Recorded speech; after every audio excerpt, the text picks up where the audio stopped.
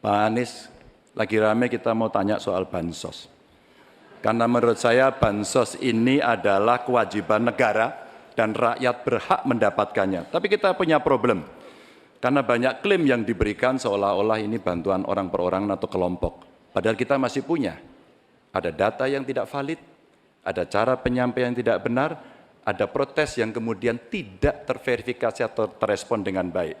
Ini yang menjadi pertanyaan saya kepada Pak Anies adalah, menurut Pak Anies kira-kira bagaimana tata kelola bansos agar satu tidak saling klaim, dua bisa tepat sasaran, tiga tidak menimbulkan kecemburuan-kecemburuan, sehingga inilah satu harapan yang betul-betul bisa diterima oleh rakyat. Silakan. Masih ada waktu Bapak? Cukup. Kami persilakan calon presiden nomor urut 1, Bapak Anies Baswedan, menjawab pertanyaan yang disampaikan oleh calon presiden nomor urut 3, Bapak Ganjar Pranowo. Waktu Bapak Anies 2 menit dimulai saat Bapak berbicara. Ya, terima kasih Pak Ganjar. Pertama, kita harus menyadari bahwa yang disebut sebagai bansos adalah bantuan untuk si penerima, bukan bantuan untuk si pemberi. Karenanya, dia diberikan sesuai dengan kebutuhan si penerima. Kalau penerimanya membutuhkan bulan ini, ya diberi bulan ini. Kalau dibutuhkannya 3 bulan lagi, ya 3 bulan lagi. Tidak usah dirapel semuanya. Okay? Dijadikan sebagai sesuai kebutuhan. Yang nomor 1, yang itulah yang disebut sebagai bansos tanpa pamrih. Kemudian yang kedua, pemberian bansos ini harus tepat sasaran.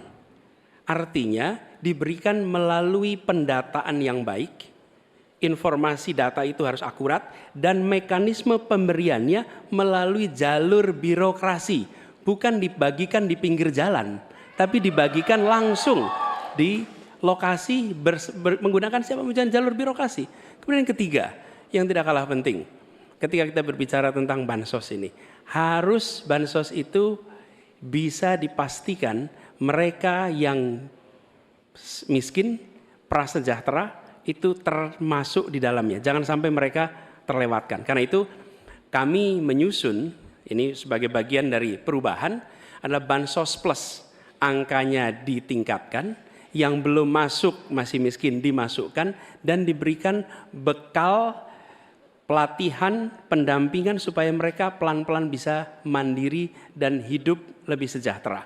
Jadi kami melihat ketika sampai kepada bansos, bansos ini adalah atas nama negara. Ketika saya bertugas di Jakarta, semua paket bansos di kerdusnya diberikan label dibiayai APBD DKI Jakarta, bukan dari gubernur, dari uang rakyat lewat APBD DKI Jakarta. Jelas posisinya.